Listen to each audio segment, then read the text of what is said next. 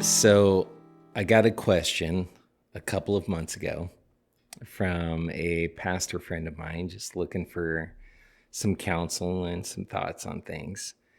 And he asked me what my opinion was of having people from your worship team on secular bands outside of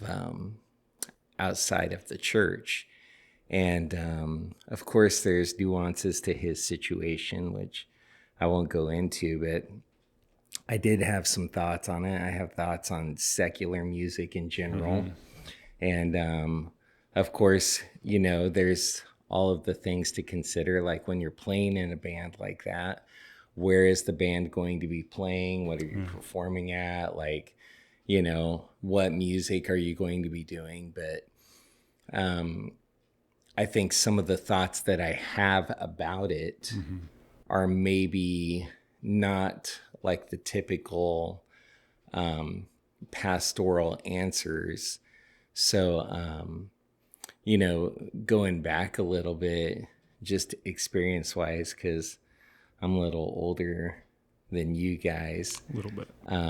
I grew up in a time where in youth group, like the dangers of rock and roll and secular music, that was like the hot topic in youth group. You know, we were watching videos like Sorcerers of Rock and Roll. Yeah, is that when they would like buy the CDs and burn them? Yeah. No. No? There were no CDs back Oh, then. Yeah. Sorry. No, you've jumped forward in history. Yeah. No, it was buying records and burning them. Yeah. And then maybe cassette tapes. So, you know, I remember our first family car had an 8-track player. So, you know, keep in mind, I was born in the 70s, right? Yeah. So, anyways, you know, back then, the big thing was, you know, backward masking. Like they would put the records on the record player and like slowly turn them backwards. And they would say there's some encrypted message from the devil that way. Yeah, that was like a whole Led Zeppelin album. Yeah, or something, right? Or Pink Floyd, maybe. Yeah, I don't know. Queen. Freddie Mercury. Hidden demonic messages. Or something. Yeah. Like supposedly, another one bites the dust when you did it backwards. It said smoke marijuana. Right. So we would watch all these videos, and honestly, like with that stuff with the records, I would listen to the video, and we even tried it on our own record players. I could never make anything out of it. Even in the movies they were showing about it, I was like, I don't hear that at all, you know? So, and then, you know, strangely enough, that all went away when they stopped making records. Yeah. Is that how they discovered DJing? Yeah, exactly. Yeah, the first guy to ever scratch was a youth pastor. Yeah, he's looking for some demonic message. Yeah. Oh, wait. Yeah. So, you know, I didn't put a ton of stock in it when I was a kid, as far as youth group went and everything else. It wasn't like a big deal to me.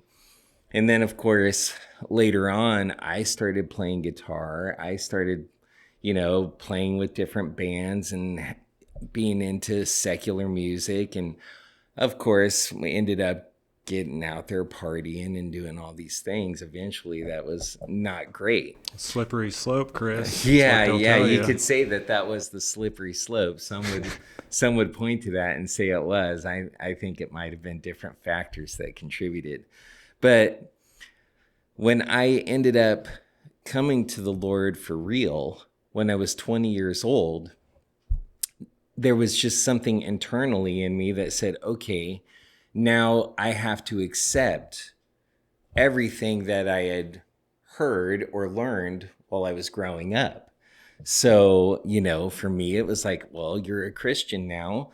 Christians don't do this. Christians don't listen to this. Christians don't play this. Christians don't drink this. Christians, you know, it was like a whole list of things that I didn't even necessarily get through like discipleship or get through studying the word or anything else. It's just like I had seen this my whole life.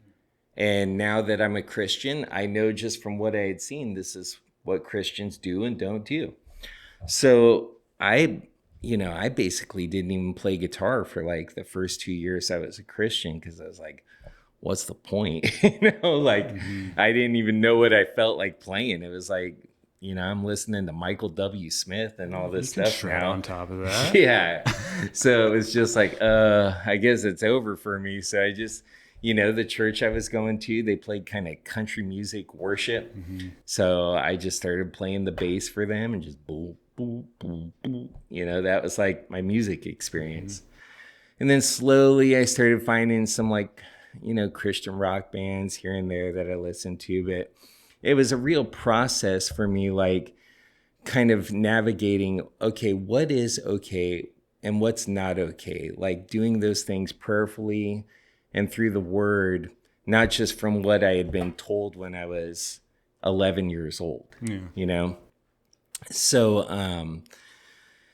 that was, I guess the point of that is my opinions on this have radically changed from when I was 20 to now when I'm about to turn 50, right? Like it's just 100% different than what it used to be, because used to be that, secular music along with a whole list of other things were just like completely off limits for Christians. Since then, I've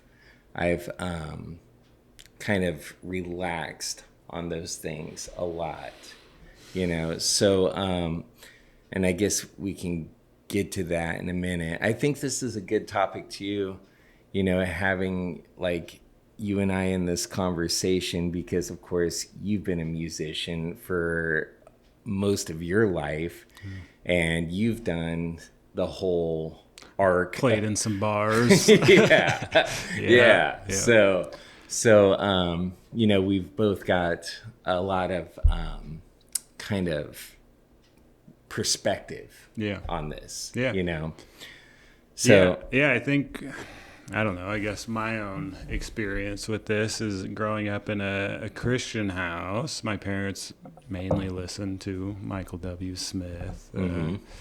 Give me some other ones. I mean, I was excited to find like Audio Adrenaline, Twyla Paris, Sandy Patty. Okay, yeah. Now I'm probably predating you with those. I don't know those names, but I'm sure they listened to it.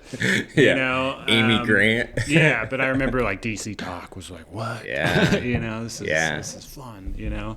But I also had older brothers. And I remember, it's weird. It's like something. I guess it's not super weird when you think about it because we're all just kind of broken. But I remember hearing Eminem when I was 10, Yeah. And I loved it. I loved it. It's the worst, most vulgar content. It's not I good. didn't understand it. No. But like I stumbled upon my brother's CDs and I was checking out this stuff and it blew me away. Yeah. And that kind of kicked off this interest that I have and kind of the no-nos in the Christian household, and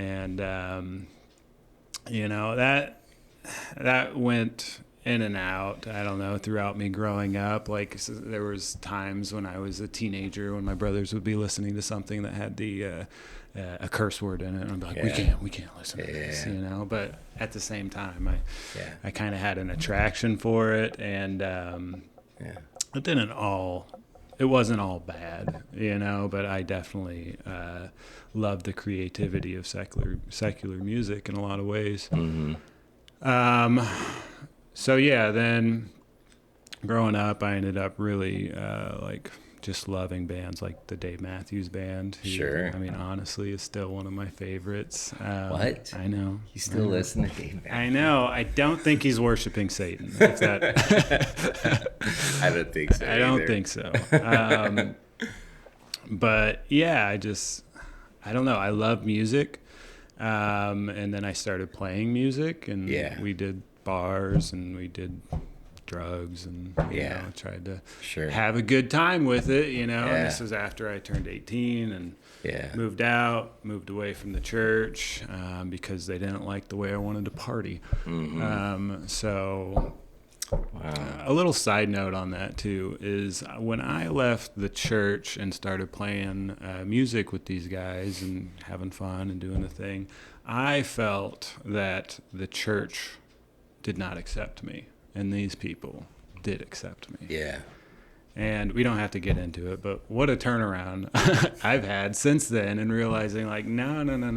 Like what they were accepting was not me. It was not out of love. It was out of love of their own, you know, I don't know the right word, depravity. That makes it sound bad, but you know, I mean, they weren't accepting me. They were accepting my sin. Which is what I wanted. So coming back to the church and realizing like, no, these people did accept me the whole time. They were just challenging me to be more, you know? And anyways, that's another topic, but started playing music, having fun with that. And then, obviously time catches up with you, have children, suddenly going around playing in bars does not sound like a lot of fun. Mm-hmm. But that being said, I did have a lot of good times playing.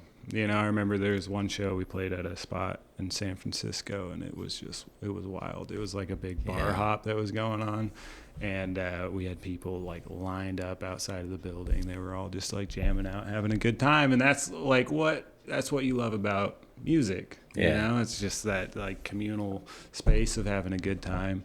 But like I still have fond memories of all of that, but I do recognize that there are a lot of areas within that that are pitfalls. 100%. I think God had his hedge up around me, and I think he kind of subtly maybe kept me in line, you know, from going too far, but there's a lot of situations that could have played out differently in my life. Luckily they did not, but so I think we both have a love for music in general, and so the question is, where should the church, I guess, where should you and I stand on it? Is it just like, is it a personal, you know, belief? Is it something the church needs to take a stance on, like a unified stance? I don't know. But it's complicated.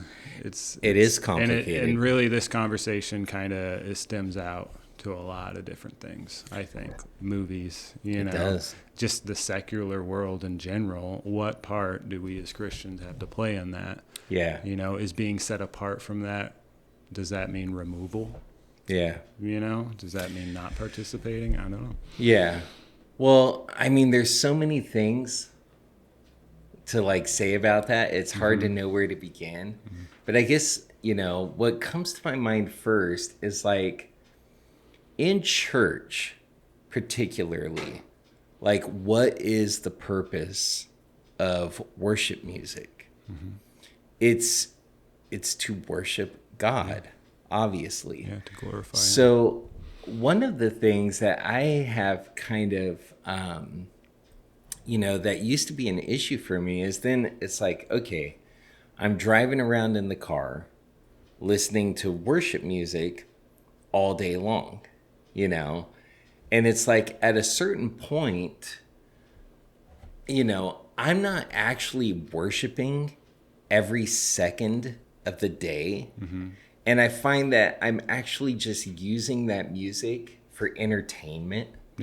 And I'm like, oh, I hate that song. You know, try to find something different. Oh, I don't like that one. I don't, you know. And then it strikes me, it's like, am I listening to this so much that it has lost its potency to me? And in that, is there music that is designed just to be entertainment? Like it's not supposed to be, you know, accomplishing some grand purpose. It's just literally like entertainment. And sometimes I would rather, when I'm just wanting like distraction or hearing something good or hearing some good guitar playing or something like that. Sometimes if I'm wanting entertainment, I don't want to be using something that was designed for worship to try to entertain me. Does that make sense? Yeah. Because after a while, I find myself getting critical of it because I'm just looking for what's entertaining me. And it's like, oh, that guitar playing is not very good. Or that's, you know what I mean? And it's like, so, you know, is music that was designed for entertainment, you know, is that necessarily bad? And most people would, you know, you might initially go like, yeah, until you think about it like through. I think nobody has a problem with listening to Mozart or, you know. How far back do you want to go? And that's music that is clearly right? just designed to, like, you know, basically entertain you, you know. Yeah. And just because it's classical and complex and everything else doesn't take away from the fact that it's not worship. Yeah. It's entertainment. It's people went to a concert to see this music performed, and that was the point of it. It engages something. Yeah. So the idea that there is music that's just to be entertaining and not just worship that's not necessarily a bad thing to me. Because, like I said, when I find that I'm listening to worship music for entertainment, I start getting very critical of the music itself. Yeah. Despite it maybe has a wonderful message. Yeah. And it should be something where my heart is turning towards God in it, but I'm not at that spot right then. I'm driving to Walmart and I want to hear some good songs while I'm driving down the road. Like for me, you know, I'm not going to hear a 7/8 song if I'm listening to worship music, you know, and like as a drummer, I appreciate timing and all of these things that like you're not going to get it. You might find some Christian metal band, not typically. And even then, like there's going to be some things that I probably don't like about it, right? I'm not a big metal guy anyways, but I do think there is a growing category for Christian entertainment though. Like, I don't think of a guy like Forrest Frank as being worship music. Maybe he has aspects of worship within his songs, but when I listen to Forrest Frank, I'm not necessarily like, okay, I need to focus and worship and praise God here. I'm enjoying the music. I'm having fun. Yeah. And it's really cool that that's becoming more popularized. Yeah. But I think that can even cause Christians to become concerned. Well, this looks just like secular music. You know, this looks just like the world. I can't even tell the difference between this Christian guy, Forrest Frank, and this other artist playing on the radio. You know, but I don't know. I think there's... But like most of the time when you're driving down the road listening to Ep.1 and Caleb or whatever, you know, most of the time they're playing Hillsong. Yeah. They're playing Elevation. They're playing Bethel music. They're playing, and it's just the same worship music that we listen to in church. Yeah. And sometimes I do want to worship while I'm driving down the road. I find especially in the mornings, like when I'm driving in the mornings, for some reason that time is like, it's already started with the word. It's already started with prayer. Yeah. And then I get in my car. It's like, I want to hear some worship and I want to worship the Lord as I'm driving down the road. So it's not like I never worship in the car, but it's just like, if, you know, I'm hearing, you know, Oceans for the 12th time that day on the radio, it's almost like it's losing its value for me. Yeah. You know, and, you know, I would maybe rather at that point listen to some Kansas or something, you know what I mean? Like some kind of classic whatever, or, you know, because I'm just wanting to hear some music. Yeah. At that point. So it's kind of like finding a good prayer and then just saying that prayer like, over and over and like over. The prayer of Jabez or something. It's like, I pray this prayer every day. Every 5 minutes, I'm going to pray this prayer. 500 times, you're like, okay. Like, what does this mean? What am I saying? Yeah. Maybe this just became vain repetition. Yeah. Yeah. So, there's that element of it. And then like going back to the point of worship it is worship. Like, and this kind of ties in with like, if you have worship team members who play on a secular band or whatever. I went to, in 2018, I was at our national conference in Seattle. Mm-hmm. And there was a couple of brothers leading worship at the conference, the Purnell brothers. Great worship leaders, great worship band behind them. Like, they were super solid. And in one of the breakout sessions, they taught a thing on worship teams, like a breakout session. Yeah. What would you call it? Like, I guess a breakout group or whatever. Yeah. So Tori and I went to it, and they said, this was them, they said they actually encouraged their worship team members to be on bands outside of the church, because their opinion was all musicians have kind of an inherent desire on the inside to show off a little bit. Yeah. Right? Okay. Get it out. Yeah, to kind out of the way. So and obviously worship is not about showing off. Yeah. Like worship, when we're playing worship on Sundays, we want to play well. We want to create a great sound. We want to like help usher people into the presence of God. But we don't want to glean one little speck of the attention and the glory that should all be directed to God.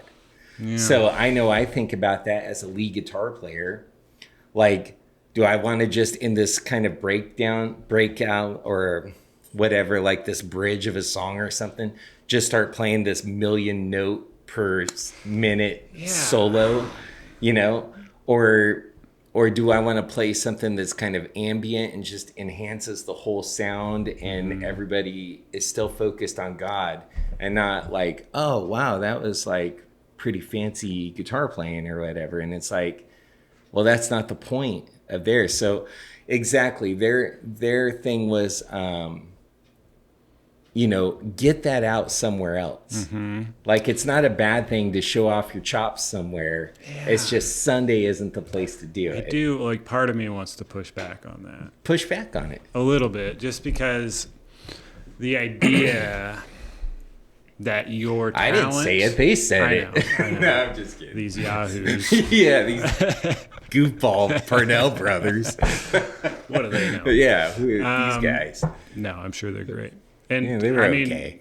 I do, for the most part, agree. There's just something in me also wonders, like, at what good is it to restrain our talent or our gift, that God's given us, right? Like, if somebody's painting a picture and they're in the spirit, mm-hmm. They're not going to make the painting like bad or less interesting, right? Because they want it to not like get any of the attention. Right. I don't know if that makes sense as an analogy, but like, part of our skill, right, is kind of giving glory to God. Like the fact that we can make such beautiful music and be intricate with it. It's just what I find beautiful is not necessarily what everybody's gonna find beautiful. Yeah. So I think worship's trying to find that common ground. Yeah. Right? Of like everybody can agree this is good and not distracting. Definitely. But like as a drummer, like I would love for there to be a space for Christian music, and I'm sure as a guitar player too, for a worship setting even where people can go ham. And just like have fun and praise God. Mm-hmm. Like I imagine David was shredding on his harp, like that's what I think. Like I think he was dancing and having a good time and shredding. So there's part of me that's like, I don't know if he could shred on the harp, but if anybody could, he could do it. It was David. So, well, bro, shredding harp there. Yeah. Yeah, but I don't know. I'm not saying one way's wrong or anything like that. But part of me does like kind of wonder, like, okay, are we just kind of like making this acceptable for everybody, you know? And is that like, it's not wrong, clearly. Like, obviously, we want everybody to feel welcome and enjoy the experience of worship. And if me putting down, you know, this 5-bar drum fill, you know, is going to be a distraction for somebody, which it would be. Because at the end of it, everybody would be like, what? Go, Jack! You know, more like stop. They would be like, please stop. No, there'd be a bunch of shouts and a bunch of hooting and hollering, and because that's what it does. Yeah. If there were like, you know, like this kind of, you know, a song just kind of like dies and it starts to like slowly build back, and I start like hammering on and up, you know, and then I start 2-hand tapping and doing all this stuff. It's like people are immediately, you know what I mean? Yeah. But at the same time, so it's like, okay, I don't want you thinking about me that much during worship, but there is a part of me, not like I want to go get in a band or anything, but I do like to show off a little bit, you know, and like do that stuff when it's people not even are around. show off. I like to push myself. Right? I like to show off. Okay. That's cool. No, I like to show off a little bit, you know, like even at worship practice, I'll start noodling around. And one, I'm just enjoying playing, and I usually haven't played for a week, and I pick up my guitar and it's like, oh man, what can fun. I do? Yeah. But two, it's showing off a little bit. It's having fun, you know. So, you know, and maybe there are more venues where it's like, okay, we're having just like a Christian like music night, and people are worshiping, but also people are like busting out their best licks and chops and just going for it, you know. But for the most part, I don't mind if people have a separate outlet, you know, other than just, no, you need to be 100% dedicated here in the church. And, you know, anything else is taking away from that. I don't know that it's taking away from it. I mean, over the years, we've had people from our worship team in theater and performances, in bands, like lots of people, you know? And, you know, I don't even remember it being an issue where I had to go like, hey, you're getting carried away with that, you know? Like all of those people, they were worshipers. Yeah. I wasn't having to twist their arm to get them to want to worship the Lord in church, you know, but they also were performers outside of church. And I kind of like that all of those people clearly knew the difference between worshiping in church and performing for a different type of audience, you know? So I guess that's what I'm saying is like, you know, there's worship music and then there's entertainment music. And that doesn't mean that all entertainment music is okay, right? Like, you know, there's probably some Eminem songs that are really just not good for our soul to have to process, you know, that type of information. But I think it's okay to have stuff outside of, you know, the gospel Christian music circle. Yeah, I think there's something about music that's just inherently good. You know, that doesn't mean it can't be twisted and turned into something that we don't need in our lives. Yeah. And that can have a negative effect on us. But, I mean, I think about just, you know, even the way God created us in his image, like I feel like part of that is just our creative capacity. Yeah. You know, and I mean, the fact that we can find connection through weird noises, you know, through music, you know, it's just odd notes that just go together, and, you know, we come up with all this theory and all this stuff, like, to give language to it, but it's a very odd thing that I think must have been instilled in us from God. Yeah, and how there, even though it's like yeah, there's a lot of different variations historically on it.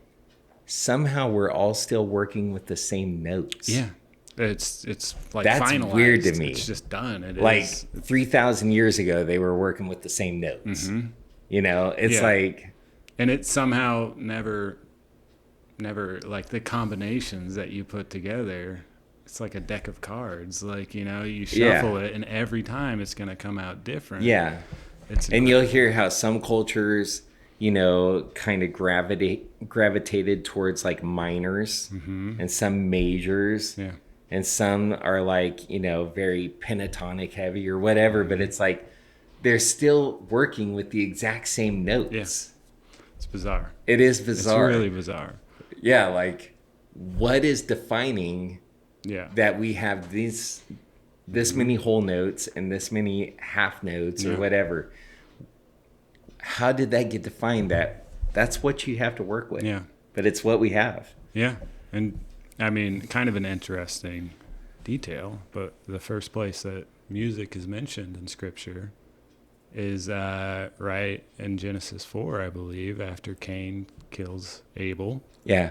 God Tubal tells Cain. him to go wander, Yeah. and Cain's like, don't tell me what to do. I'm going to go make the city. And I don't think it was Tubal Cain. No? Or was it Jubal Cain? Jubal Cain, sorry. Yep, there it is. Yeah, Jeremiah, cut that out of the podcast. I can't let people Hey. think I made a mistake. Pull it up, Jeremiah. Pull it up. We need fact checks. Yeah. But yeah, it's like, what is great grandkid, something like that. A descendant of Cain, who is Great. No, I'm just okay. kidding. How many? Look it up, Jeremiah. Pull it up. No, By it's the way, just we kidding. got Jeremiah holding it down. Yeah, back there. at our producer slot. Yeah. Yeah. Wow, it's actually working. I thought this Yeah. TV was gonna explode before it. Genesis 4, Jubal. Yep. Yeah. Okay. Yeah. So the father, I got it first of try. all who play the harp and and flute. Okay, so this is like Yeah. the first mention Yeah. of music. I find that just kind of fascinating. It's Yeah. not in like a worship setting. It's not in anything. And I guess you could argue like nothing good's gonna come out of what Cain and his descendants were doing. But Yeah. I don't know. Yeah, that's what the Church of Christ believes. Really. Yeah, that's why they don't have instruments in their church. Oh, I'm tapping in on stuff I don't even know. All about. a cappella worship. Wow. Yeah. Interesting. Yep. So, anyways, I think there's something just beautiful and special about music, and I think it's okay to enjoy. Yeah. You know, whether it's worshiping or not, it's kind of like movies. You know, I mean, you can go enjoy a movie, but if I'm binging Game of Thrones constantly, Yeah. and I'm watching more Game of Thrones than I am reading my scriptures, Yeah. you know, or in prayer or going to church or doing these things. We don't that talk about Game of Thrones. Okay, sorry. If I'm watching an inappropriate television show with questionable scenes, you know, it's not going to be good for me. Yeah. That doesn't mean that all television's bad and I can't watch any of it. Correct. You know, I was thinking about this, like even some country music that I love, like I have to kind of check myself and make sure that I'm not adopting this way of thinking, right? Because every song, I mean, with lyrics in it, is trying to get you to adopt a worldview in a way, right? The way they kind of see things. If you like the song, it's because you're relating to it in some way, probably. So Somewhat. there's a room, wiggle room in that. Obviously I can like a violent song without wanting to go be violent necessarily, but that's kind of where I was heading is, I might not want to be violent after I hear a violent song, but there's a guy named Colter Wall, and he's got this song about this kid across the bar is glaring at him the wrong way, so he busts a bar stool across his head and kills the kid. And you know, I love the song. I know, right? But it doesn't make me want to go out and be violent, but it kind of glorifies it in a way. you know? Yeah. Like, I think that's kind of cool. Like, deep down, like, oh, this kid looked at this guy the wrong way and he just smashed a bar stool across his face, you know? I'll pray for you. Thank you. Yeah. Same thing. There's another song, John Came Home, I think it's called. A guy named Benjamin Dakota Rogers. Don't listen to him. But I'm gonna listen to him all the way home. okay. No, he's totally cool. Okay. I don't think you would like him, but another kind of bluegrass country. You don't think I like bluegrass? No. Name one bluegrass. Ricky Skaggs. I don't even know who that is. I think you just made that up. No. But, you know, his song, he comes home from war one morning. He finds his wife wasn't there. Turns out his wife ran off with his brother. So the dude tracks down his brother and, you know, A story as old as time. Yes, you know, but there's something appealing about that story, you know, and like you get wrapped up in that. Maybe it's just me. Anybody else? Jeremiah, help me out. Ricky Skaggs, Oh. Grammy-winning American country and bluegrass musician. Okay, sure. Okay. I'm sure you listen to him all the time. All the time, dude. No, he doesn't. It's on my mixtape. All right. But anyways, the point is, like, I don't think there's anything wrong with listening to that song, but if that's all the content I'm listening to is just like songs about revenge and violence and all this stuff, eventually it's going to start working its way into my worldview.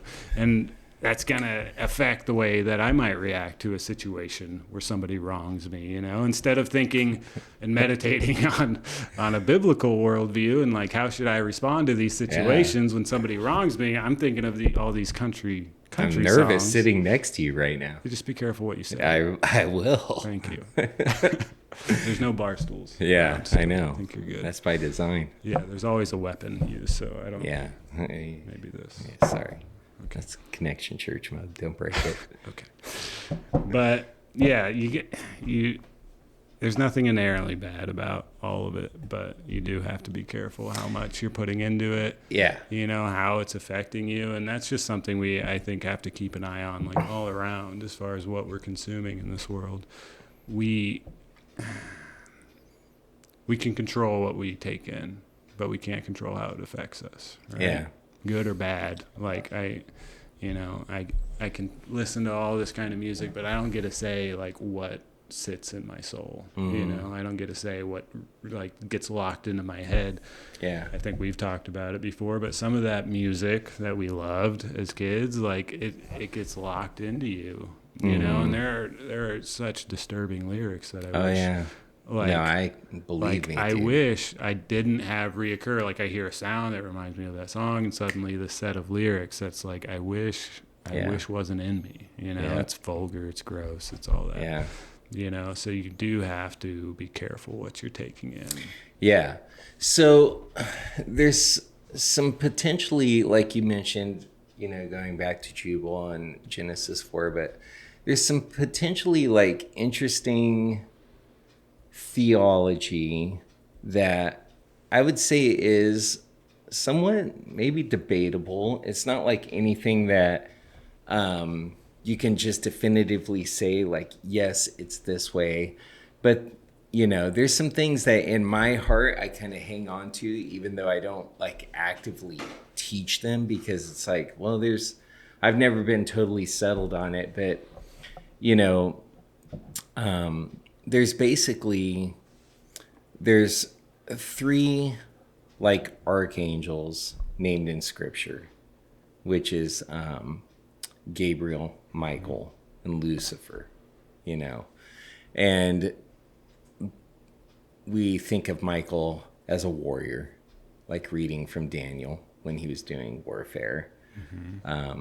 Think of Gabriel as a messenger, because that's what we see him doing most of the time, is bringing a message. And then if Ezekiel chapter 28, when it's kind of addressing the king of Tyre, if Ezekiel 28 is in fact talking about Lucifer, The morning star. and how he was created with the pipes and the tabrets, you know, and that his place was this cherub above like the mountain of God, and that he was reflecting God's glory and he was the worshiper. Yeah, it's down a little bit further. But if that is in fact, which most theologians believe that it is, talking about Satan, you could say then he was the worshiper, like he was the musician. So you've got warrior, messenger, worshiper. And then, you could look at the influence that Satan has had in music, and it would kind of make sense, and you could also point to like where it says that when he was cast out of heaven, he took a third of the angels or a third of the stars, like it says in Revelation, with him. Yeah. So, like he had a troop, Michael had a troop, Gabriel had a troop. His troop was the worshipers. Yeah. Designed to worship God, but in bringing glory to God, wanted to keep the glory for himself, was cast out. So if that's the case, you can see the influence and the creativity that he's had in music. And here is one thing I will say about secular or worldly music, is that skill-wise and even creatively, it's always been at least a step ahead of Christian music. Yeah. If not more. Yeah, it reminds me of all those, blues players that tell a story about the railroad tracks. Yeah, it's all that. But I mean, the creativity of the music, from a musician's perspective, is always ahead, right? And what ends up happening then is at some point, Christians just say, okay, we're going to have to take some of that style and some of that creativity and use it for God's glory. And in a way, I almost think like, well, that's not wrong to do, because that belonged to God to begin with. Yeah. And he stole it. And we're taking it back, So you'll see that with a lot of the old hymns, right? Yeah. A lot of the old hymns, Amazing Grace and all these songs, were just tavern songs. Yeah, that they reworded. Put Christian lyrics to. And now we hold those songs as almost sacred. Like, my goodness, that's Amazing Grace. Yes, that was a tavern song. Yeah. Taken and used for the Lord. And I guess my point with that is like, the music that I grew up listening to and playing, it still heavily influences even how I play and worship, even though I'm using it for God's glory. I got it from here, learned how to do it there. Yeah. And now I'm using it for God's glory. I mean, I hesitate to say it because I don't want people hearing it when I'm playing. But there's so many times when I play electric guitar, if I start the song, it's just how Guns N' Roses would have started a slow song. I'm picking and strumming the exact same way. And it's like, well, who knows? Because I'm playing this worship song. But in my head, like, that's what I'm drawing on to do it. Yeah. Yeah, I don't know if it would be fair to say it's kind of that case with pretty much all of the creative aspects, right? Like the church seems to be a step behind creatively. Like artistically, or even like media-wise, like obviously. But think about this though, not in messaging. Like the best speakers, the best orators, are always preachers. Yeah, and it always has been, right? Mm-hmm. So not in messaging, and I would even say not in warfare. Christians are not behind when it comes to battle. Okay. Like Israel was not behind. No. David and his mighty men were not behind. Yeah. Even Christians in the military, whatever. I'm not saying that they are the pioneers of it, but I'm saying like, you don't look at a Christian and go like, oh, they just, they're no good in a war. Yeah, they're not tough. You know what They're I not mean? strategically Like sound. even our nation was founded by Christians in a Revolutionary War, and so. But yeah, maybe artistically. Yeah, artistically, yeah. The only thing I could think of as far as like orators is like maybe politicians, but people hate politicians now, so probably not. Yeah, and then if you think of the famous ones who delivered the most powerful speeches, Christians. how many of them were believers? Fair enough. Right? Yeah.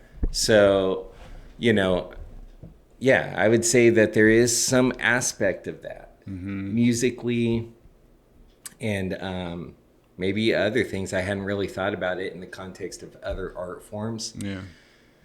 But yeah, and I know that could be offensive to some people, but it's like, it's just kind of true. Yeah. Like the greatest innovations instrumentally and in musicianship have not typically come through the church community.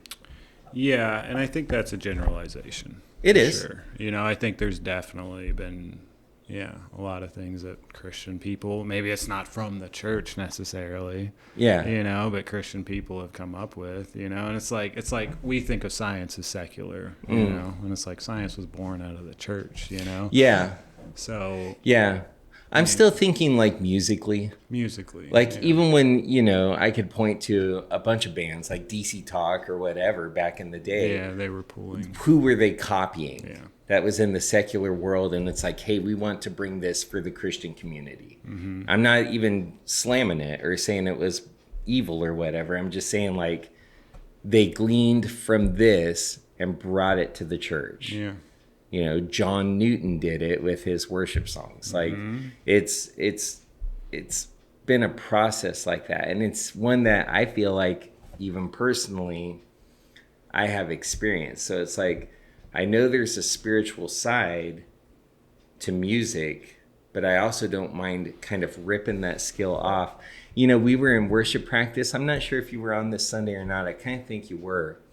I don't remember what the song was, but I had this kind of tone on my guitar at practice, and I was playing this kind of whatever it was, And when the song was over, I just kind of played it, and I noticed one of our worship leaders, she kind of went like that sounds familiar, and I played the exact same chords but in reverse with the same tone and the same beat, and it was a Green Day song. Oh yeah. Remember that? Yeah, I was there. Yeah. And it's like, yeah. So it's like, okay, I clearly like adapted that style to that worship song. Yeah. And, I wouldn't have known how to play that if I hadn't been playing Green Day when I was 14 years old. I'm going to fall back on David Shredded and came up with all these riffs. Yeah. I think that's safe to say. Yeah. They ripped it off from David. Mm-hmm. Mm-hmm. But perhaps, it's not funny. I was going to say perhaps before he was king, he was a shepherd boy out there playing a little Leonard Mary Skinner. had a little lamb. Yeah. No, I get it. It's not a absolute statement. Yeah. That no Christian has never been innovative in music. Mm-hmm. It's not that. Yeah, it's true though that we tend to borrow. We tend to be behind on the pulse of what is like cutting edge in music. Yeah. I wanted to add in a little bit. I have pulled up here. I'm sure there's a musician that a lot of people have heard about, known as Bach. Yeah. Mm-hmm. He was a Christian, and he was super instrumental in his time. And he was the bleeding edge of music when he was around. And you go back far enough. Well, Johann Sebastian Bach definitely was. And I was thinking about him because I even play like on the acoustic guitar, I'll play Jesus, Joy of Man's Desiring. And that's one of Bach's most famous songs.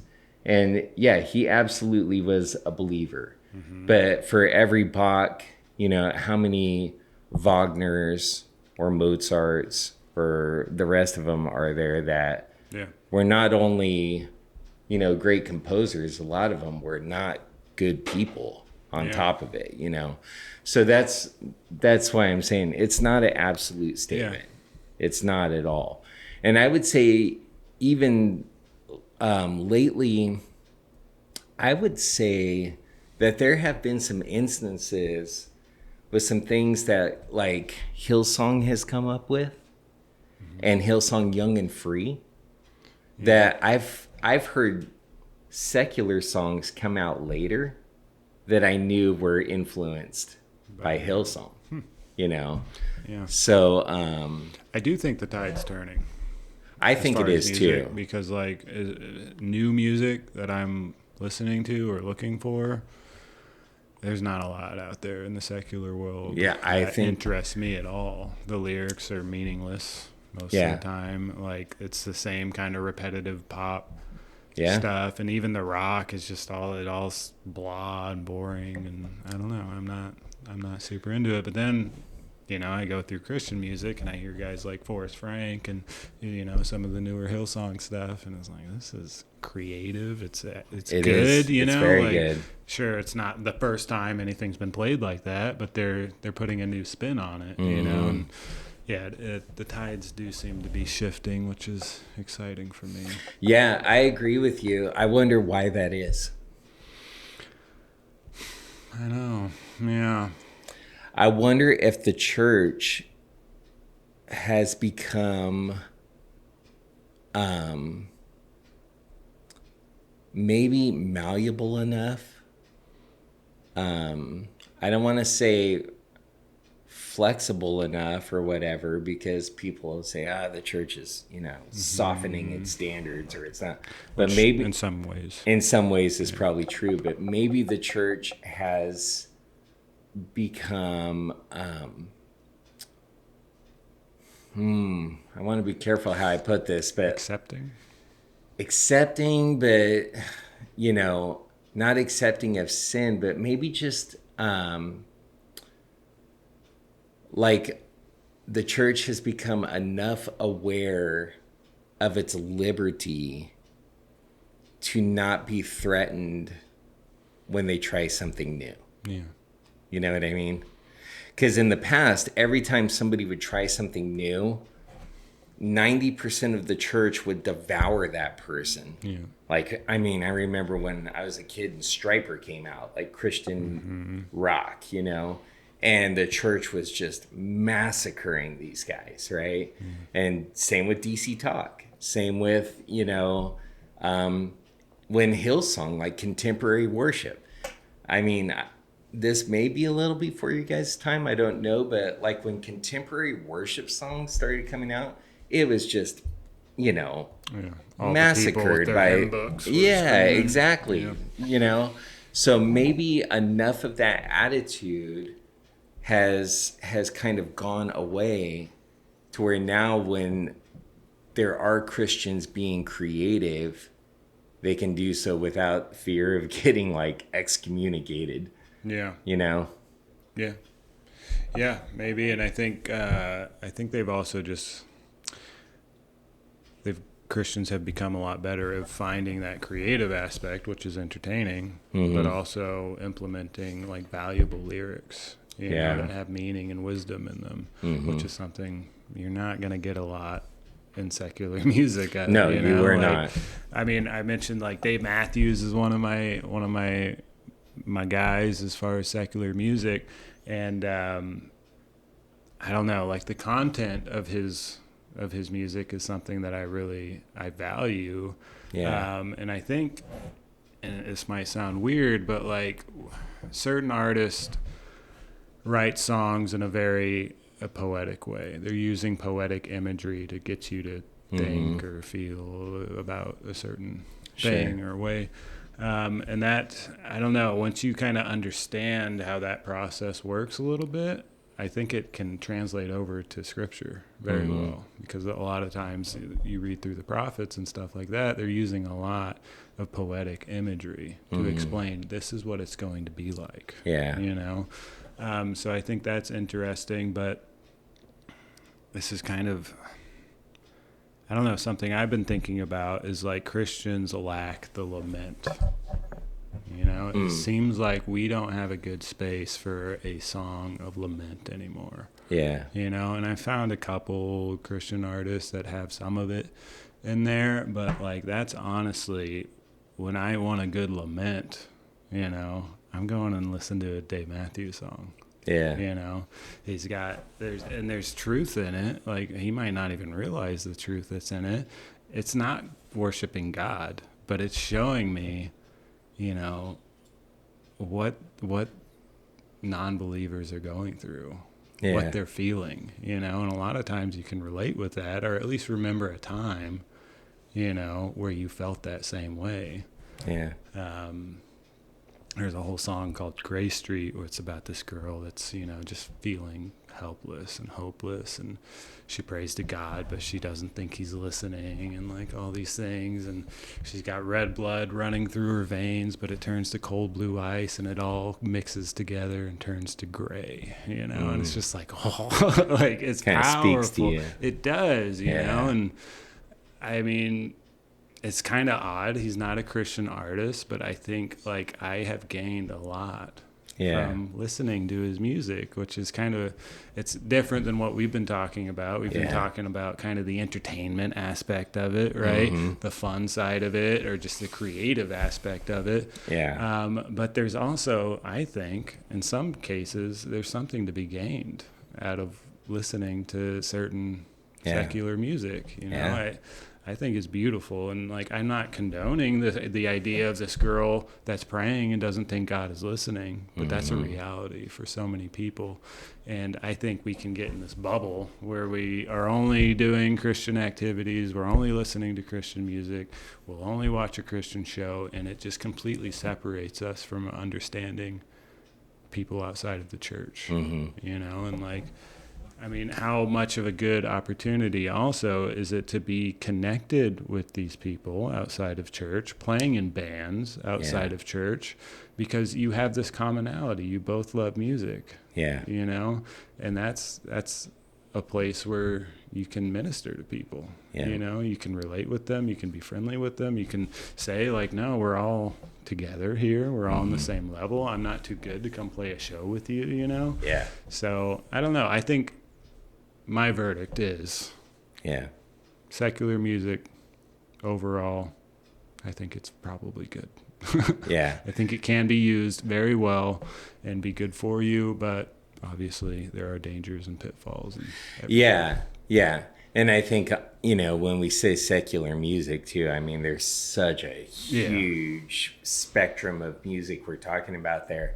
But yeah, I think if we're just talking about something being secular versus Christian, does that make it, you know, not profitable for anything? No, that's not true. There are some things it is profitable for. You know, just one thought that I have about secular music is, for some reason, it reminds me of like 1 Corinthians chapter 8, when Paul talks about meat sacrificed to idols. Yeah. You know, and it's like, you know, he kind of states it like, if it's going to wound your conscience, don't eat it. Or affect somebody else. Even though, and he says, even though we know that eating that piece of meat can't actually do anything to affect your relationship with God, if it's going to wound your conscience, like, don't do it, right? And also, if it's going to wound the conscience, like if it's going to cause your brother to stumble or something, then don't do it. But I'm pretty sure in 1 Corinthians 8, Paul even talks about, like, that's why he didn't even ask where the meat came from. Yeah. He's like, I'd just rather not know. I just want to eat it. Yeah, just let me enjoy this. Sometimes I feel that way about music. Like, I don't want to know all the ins and outs of that person's life. Yeah, I don't want to know what they're up to. I don't want to know. I don't want to know, like, what, you know. I just like to hear this, Yeah. enjoy it, and move on. Mm-hmm. You know what I mean? And in some ways, I think that's kind of one of the pitfalls of social media.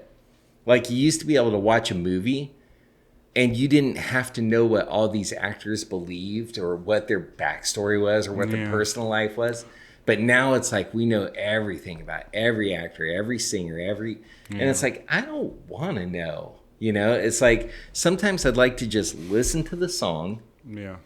You know, and oddly enough, I feel like that's a little bit how Paul was with this meat. He's like, I'm just hungry. I just want to eat the meat. I'd rather not know where That's this an meat. interesting comparison because it's almost like as if now, like the meat were standing up and saying, "No, look at me. I was used as a sacrifice." Yeah. You know. Like it's people want that sort of attention on themselves. Yeah. Like, you need to know what I believe. Yeah. If you're gonna watch my movie. Yeah, and it's like, no, I don't. Yeah. No, I don't want to know what this actor's lifestyle is, or I don't care. No. Yeah. I'm just watching the movie. Yeah. You know? So, but, you know, so I treat it with that same type of thing. You know what I mean? Now, if the lyrics are just blatantly anti-God or glorifying of Satan or whatever, clearly it's like, I don't, you know, even though it's like, I think probably at this point in my life, I'm strong enough in Christ that it's like, if I heard that, it's not going to like, oh, something happened to me, you know? You're gonna know where to put it. Yeah. But I just choose not to listen to that because it is so anti-God, right? But at the same point too, it's like I'll listen to other songs about, you know, love songs or, you know, all this stuff. And it's like, that's a good sounding song, you know, and it's not, you know, it's not like affecting my soul, you know? Yeah. So, you know, but at the same time too, there might be people that for whatever reason it does to them. So I am careful about like what I'm listening to in front of people or, you know, I even thought about that before doing this podcast. It's like, well, I don't want to just be green lighting somebody to like, you know, but that's something that they have to work out with the Lord. Yeah, it's personal. You know, and I had to work it out with the Lord. Yeah. This didn't, you know, I didn't get here like overnight.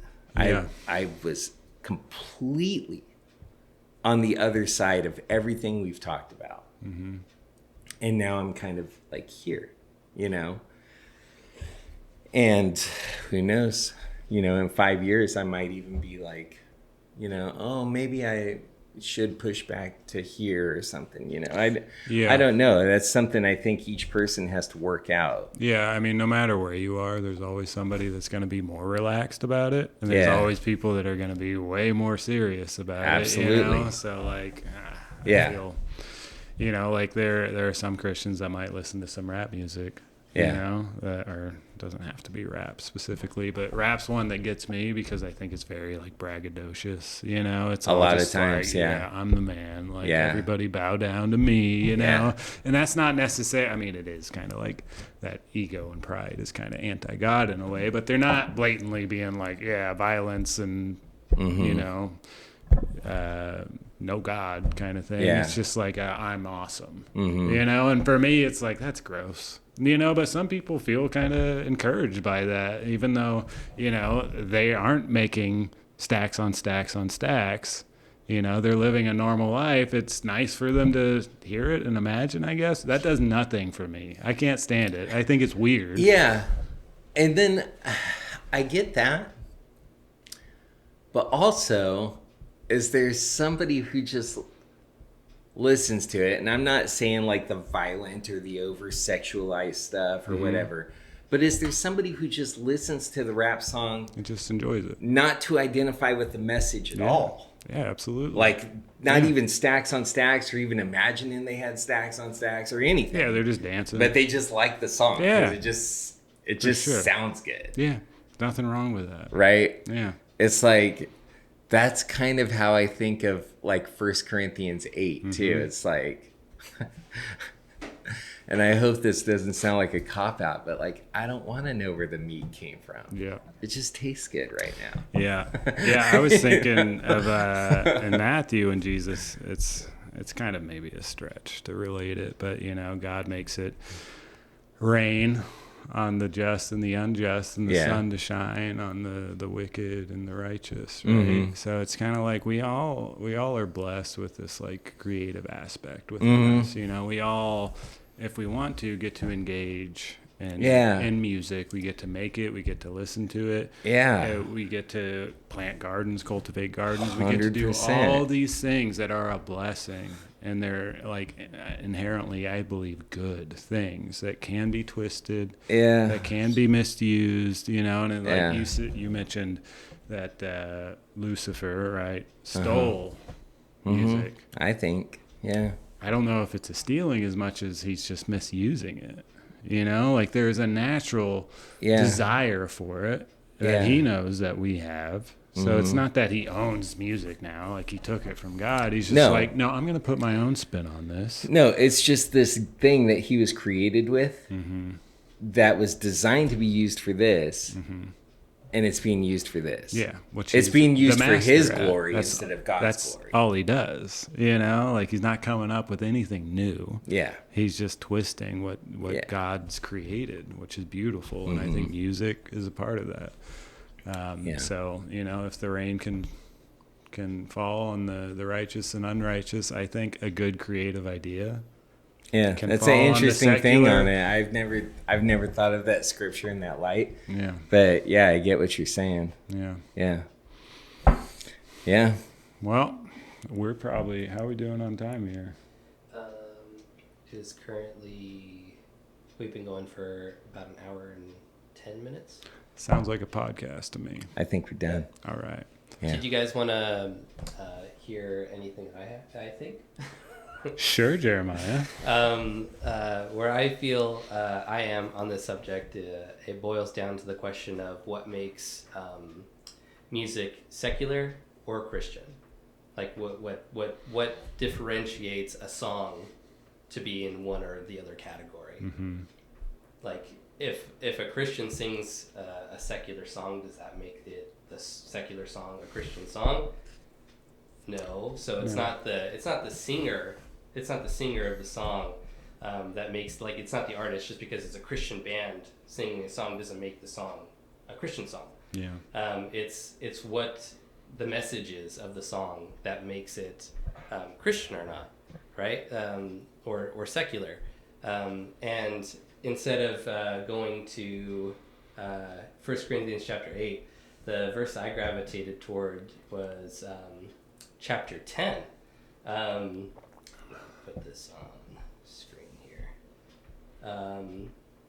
In verse 23, it says, I have the right to do anything you say, but not everything is beneficial. I have the right to do anything, but not everything is constructive. And not everything, so we have to think, what is the messaging of the songs that we're listening to? What are the things that we're pouring into our bodies? Does it align more with this, or does it align more with that? And like Pastor Chris was saying, it's where does your conscience bring you towards? What is this good for me? Yeah. So I could listen to whatever music I want. It doesn't matter. But what is it? Is it beneficial? Yeah. Is it beneficial to me? And that's basically where I land on it. Listen to whatever song you want, but pay attention to what the message is. Yeah. If the message is something that's stealing you away from God, it's not worth it. Pluck out your eye, cut off your arm. It's not worth it. But that's as far. Yeah. I don't have as good of a musical background as you guys. I look at music just from a spectator standpoint. I like music just because it sounds pretty. I can't make it myself. I don't have that skill set, and I've listened to a lot of music. There's one song in particular. I don't even really want to say what the song is called or who the artist is, just because it's just I would say it's the worst song I've ever heard in my life. But I remember in middle school, my friends showing it to me because they thought like, oh, this thing is like the craziest thing I've ever heard in my life. And it was just like, I just think it's pure poison. Yeah. And it's obviously not beneficial, which is why I don't even want to comment on it, because it like, I just, it's bad. But, yeah, I think that's interesting, and that's, I mean, part of why we're hesitant to like give green lights on things, right? Is because people don't understand this text in Corinthians. And I think it's interesting too that I have the right to do anything. That's in quotes. That's what the Corinthians are saying to justify, whatever they want to do. And Paul's just reminding them like, well, yeah, you can do it. That's true. What you're saying is true, but you need to be considering whether or not it's going to be helpful or beneficial for you, or is it going to be poison? Yeah, that's so. Yeah, that particular verse was part of a message that I did a few months ago, where I think it was called "The Bridge Is Out." Oh yeah. But basically, the Bible gives these lists of like do's and don'ts in Colossians, like, hey, this, and this. But those are basically like to let you know if you've missed out, if you've kind of missed the thing on the all things are lawful, but not all things are profitable. Mm-hmm. And then he goes on to say after that too, that all things are lawful, but I will not be brought under the power of any, right? And then he deals with the issue of, is it causing my brother to stumble, right? And then he says in Ephesians about walking circumspectly. So redeeming the time. So that's, I would add to that one, Jeremiah, about, how does that version put it? All things beneficial. All things are, I have the right to do anything, but not anything is beneficial. What translation is this? Yeah, it's some I'm kind of. pretty sure this is the NIV. No, I don't think so. What? Is that NIV? New NIV? Newly inspired? No, I'm just kidding. So, do you want me to pull up a different version? No, it's fine. But like the all things are lawful. So, I asked those 4 questions. Is it profitable to me? Is it bringing me under its power? Is it harming my brother? And is it a good use of my time? Mm-hmm. That's a good checklist. That's a good checklist. Yeah. And then if you get off of those things, if you get away from them, you run into those like, hey, the works of the flesh are manifest, which are these. Yeah. So if you've gone sideways and missed one of those appropriate checks, those 4 checks, you'll find yourself in the flesh. And give me it one more time. What's the checklist? Is it profitable? Uh-huh. Am I being brought under its power? Mm-hmm. Is it causing my brother to stumble? Is it a good use of my time? Yeah. I wonder like what it would look like to apply that to like every process of your day. I do. Yeah, I try to. I'm not saying I do it perfectly. Yeah, because some people are really like kind of they've got a routine. That they follow every day. Yeah, and you have to define what profitable is. Yeah. I like going out once in a while and playing a round of golf. Mm-hmm. Is it profitable? Well, how do you define profitable? Yeah. It's refreshing to me. It's relaxing. I like it. Yeah. So, now if I'm golfing every day of my life, and is this a good use of my time?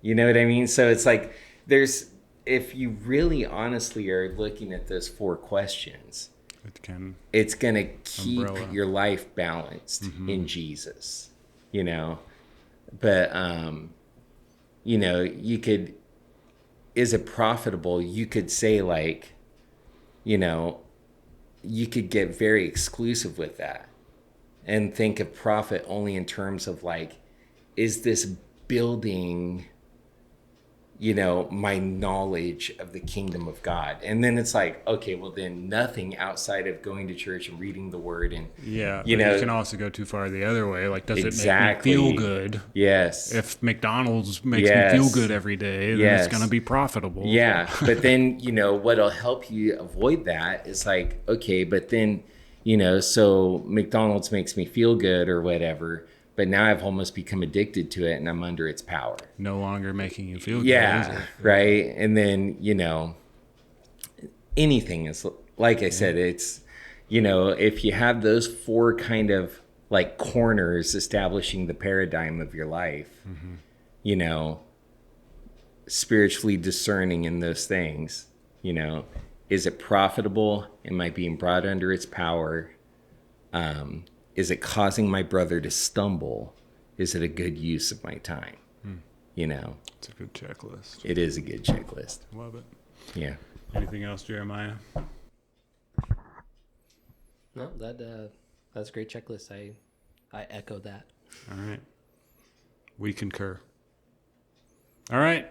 Well, I think that's our podcast. Thank you, anybody that was listening. It was a lot of fun. We got a lot of cool things planned with this podcast and this ministry. So stay tuned and thank you for listening. All right. Bye-bye.